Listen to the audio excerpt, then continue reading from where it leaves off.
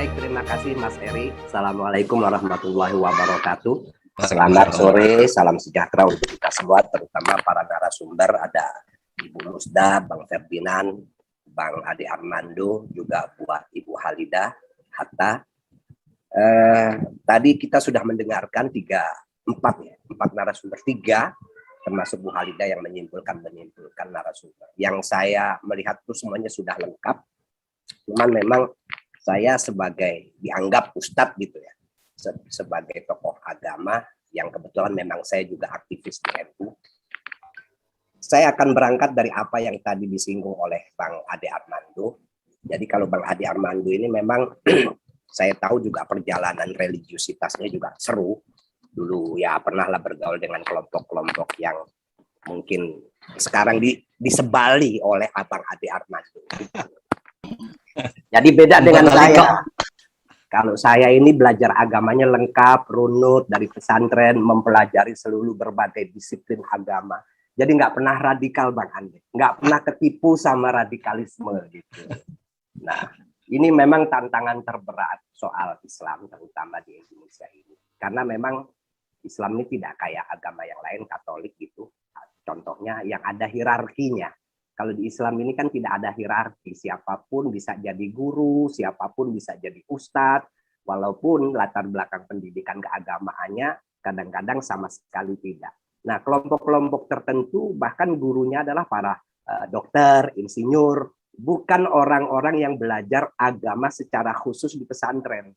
Nah, kesalahan orang, ini sebagian besar termasuk kelompok-kelompok yang katakanlah nasionalis, meremehkan agama sebagai ilmu pengetahuan. Jadi agama itu dianggap cuma sekedar doktrin selesai gitu loh. Padahal mencapai doktrin-doktrin yang kontekstual itu dibutuhkan berbagai disiplin ilmunya.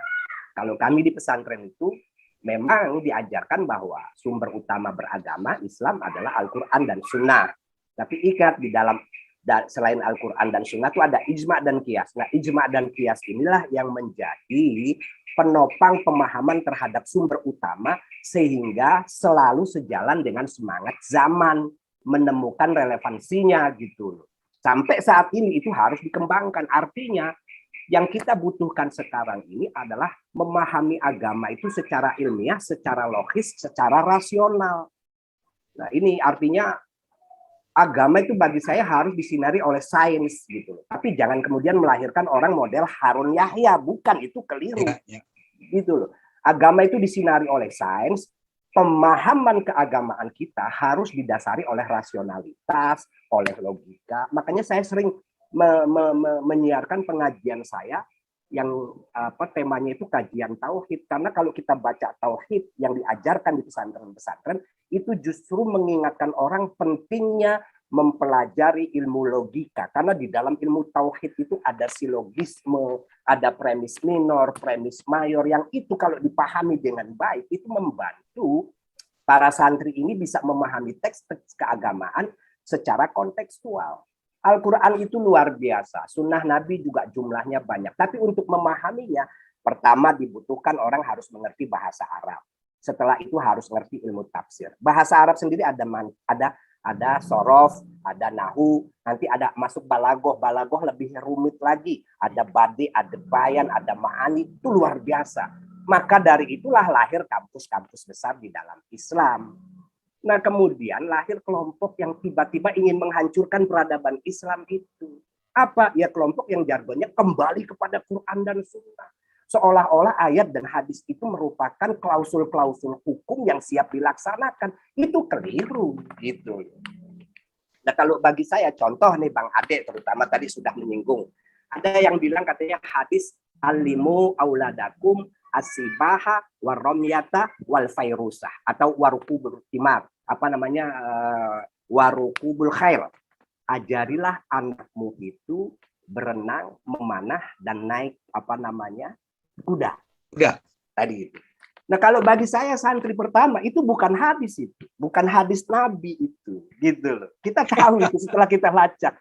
Itu ucapan Sayyidina Umar kepada masyarakat Syam.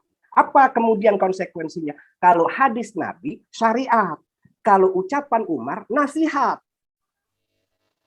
Betapa pentingnya orang belajar agama itu secara ilmiah. Kalau nasihat boleh dilaksanakan, boleh tidak.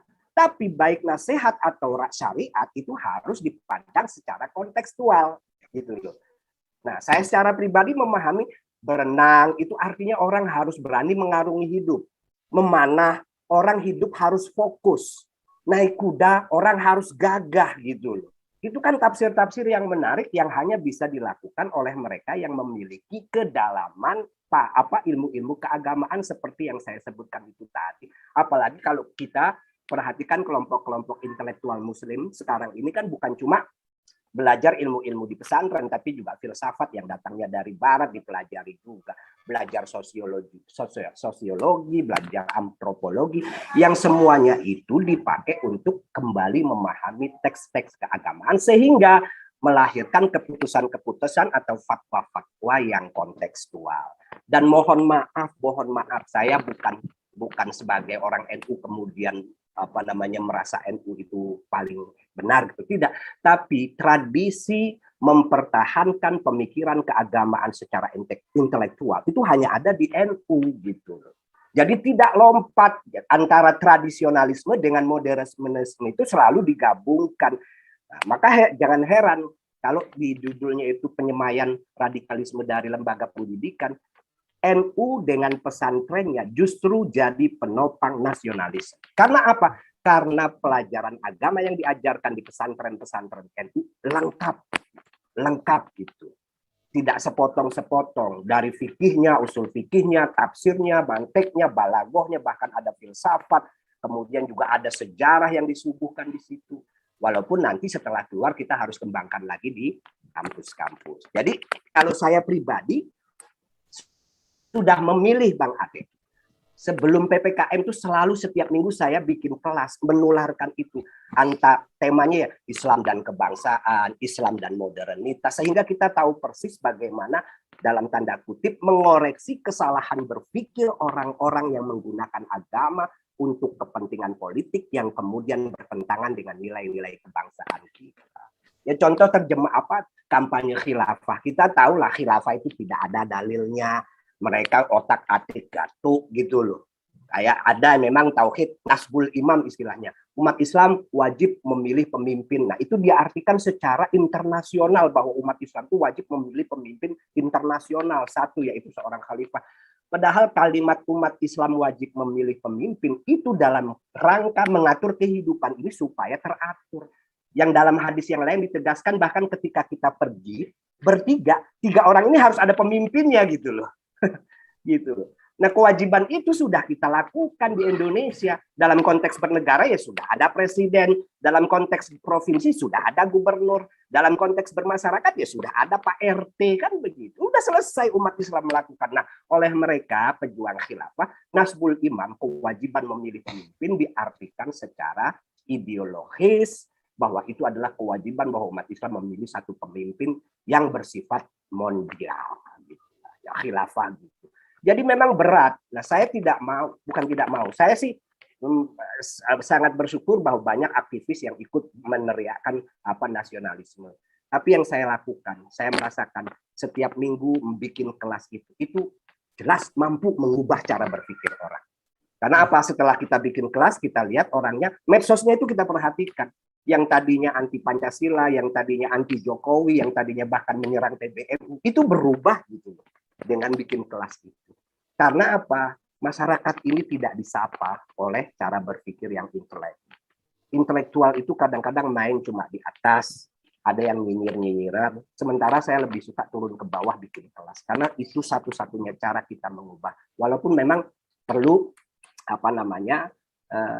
jangkauannya tidak terlalu banyak. Ya seminggu paling 100 orang, dan itu kita lakukan seluruh Indonesia, terutama soal-soal bagaimana Islam dan kebangsaan. Nah, kita tahu bahwa founding fathers ini, terutama yang Muslim itu ketika sepakat dengan Pancasila ini juga kan terpengaruh dengan apa yang dilakukan oleh Nabi Muhammad ketika menjadi pemimpin di kota Madinah.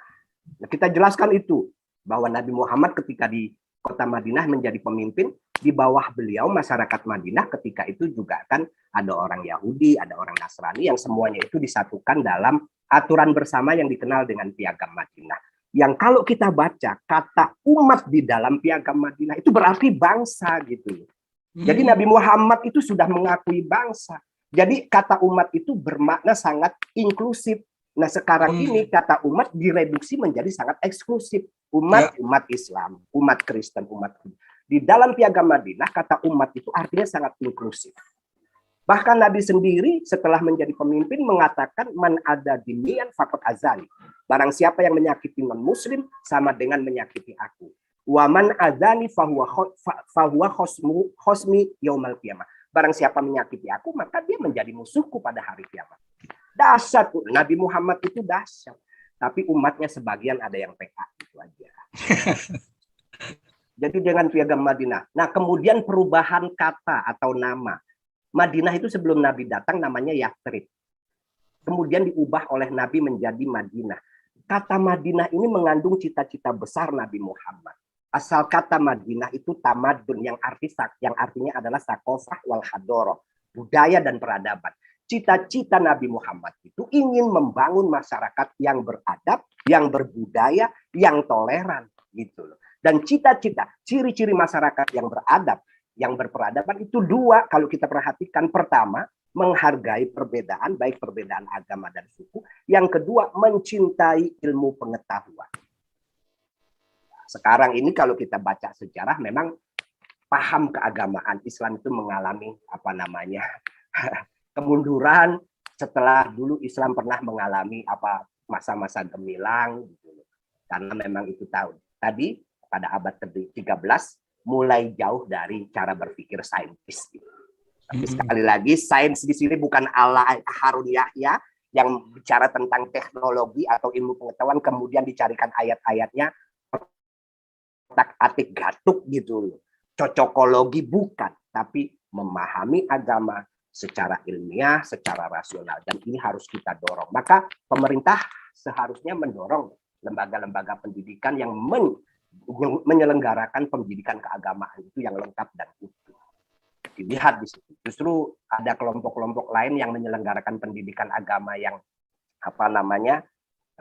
tidak utuh, kemudian ada indoktrinasi yang bertentangan dengan nilai-nilai kebangsaan. Itu harusnya ditertibkan yang begitu-begitu itu.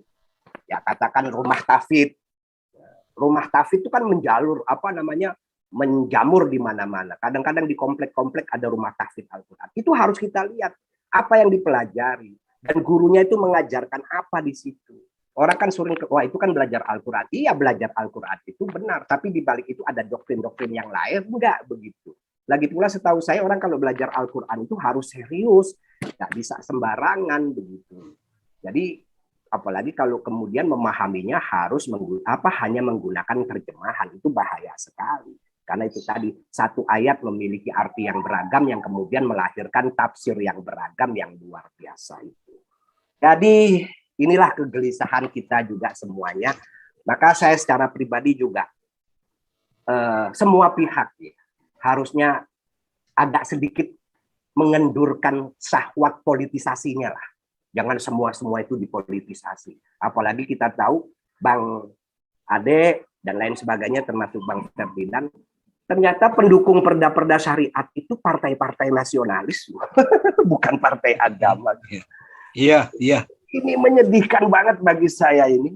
Jadi saya melihat kekuasaan, bukan berarti pemerintah saja, itu memang tidak terlalu serius menginginkan bangsa ini cerdas, terutama dalam konteks politisasi agama.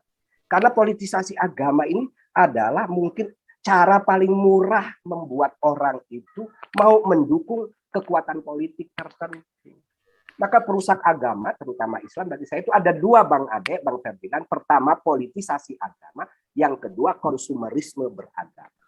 Jadi agama itu tidak dilihat sebagai ajaran yang jernih, tapi sebagai alat untuk mendapatkan dukungan. Jadi sebetulnya tidak beragama banget, tapi dia mengintrodusir istilah-istilah keagamaan dengan tujuan untuk mendapatkan dukungan politik.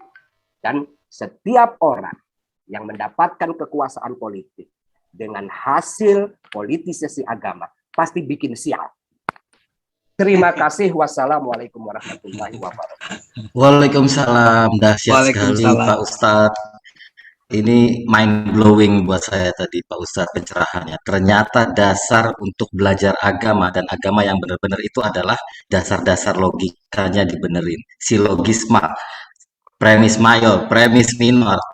Karena itu yang cara pikir itu yang sekarang dirusak dan harus dikoreksi. Oke, Mas mungkin Eri, bagaimana kalau Bu kalau di Halida? Al-Quran itu sering dibilang afala tatafakkarun, afala tatadabbarun, afala takilun. Apa kalian nggak mikir? Apa kalian nggak mikir? Apa kalian nggak merenung? Gitu.